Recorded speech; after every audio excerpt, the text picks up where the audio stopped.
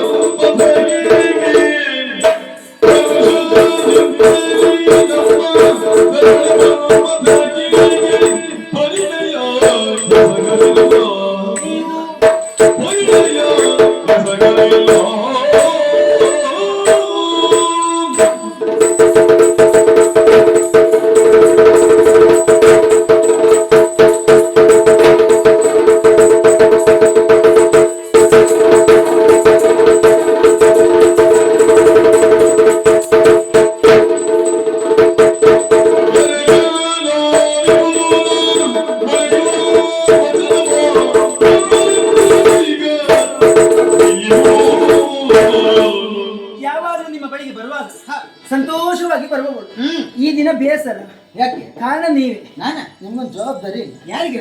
ನಿಮಗೆ. ನನಗೆ ಜವಾಬ್ದಾರಿ ಇದ್ದಷ್ಟು ಯಾರಿಗೆ ಉಂಟು ಬೇಕಲ್ಲ. ಮನೆಯಲ್ಲೊಬ್ಬ ಮಗ ಇದ್ದಾನೆ, ನೆನಪಿದ್ದಾನ? ಮನ್ಮತ. ಅವನಿಗೆ ಮೊದ್ಲಿನ ಹಾಗಿಲ್ಲ. ಏನಾಗಿದೆ? ಆರೋಗ್ಯದ ಸಮಸ್ಯೆ ಅಲ್ಲ. ಇಲ್ಲ, ಆಗುದೂ ಇಲ್ಲ. ಖಂಡಿತ. ಹಾಗಂತ ಆದದ್ದೇನು? ಏನು? ಬಾಲ್ಯವನ್ನು ಮುಗಿಸಿದ್ದಾನೆ, ಪ್ರಾಯಕ್ಕೆ ಕಾಲಿಟ್ಟಿದ್ದಾನೆ, ದೊಡ್ಡವನಾಗಿ ಆಗಿದೆ. ಹೌದಪ್ಪ. ಮಕ್ಕಳು ಗಂಡೆ ಆಗ್ಲಿ ಹೆಣ್ಣೆ ಆಗ್ಲಿ ಪ್ರಾಯಕ್ಕೆ ಬಂದ ಕೂಡಲೇ ಏನಾಗ್ಬೇಕು? ಮದುವೆ ಮಾಡಿಸುವರು ಯಾರು? ತಂದೆ ತಾಯಿ ಅಲ್ವಾ?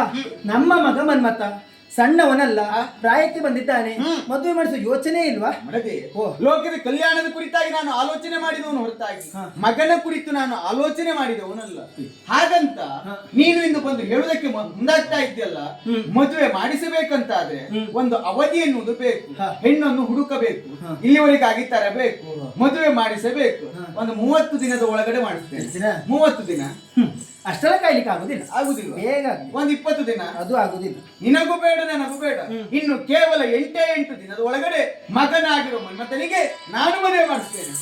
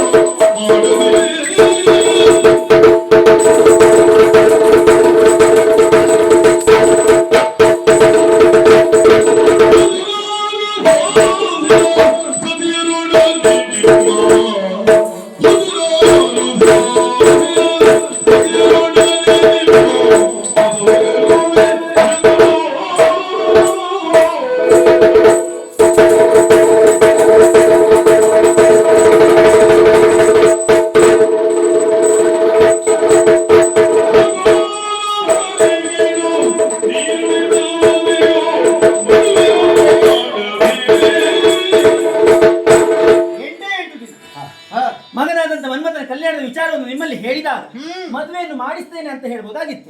ಈಗ 8 ದಿನ ಇನ್ನುವಾಗ ಅವಧಿ ಕೊಟ್ರಲ್ಲ, ಅವಧಿ ಬೇಕಾಗ್ತದೆ. ನಂಬಿಕೆ ಇಲ್ಲ, ನಂಬಿಕೆ ಇಲ್ಲ ನನ್ನ ಮಾತಿನ ಮೇಲೆ. ಆದ್ರೆ ಏನೋ ಹೇಳಿದ್ರಿ, ಅದೇ ರೀತಿ ನನ್ನದು ಒಂದು ಮಾತುಂಟು. ನಿನ್ನದ್ದು ಮಗನಾದಂತ ಮನ್ಮಥನ ಕಲ್ಯಾಣ 8 ದಿನದೊಳಗಾಗಿ ಆಗ್ಬೇಕು. ಇಲ್ವೋ?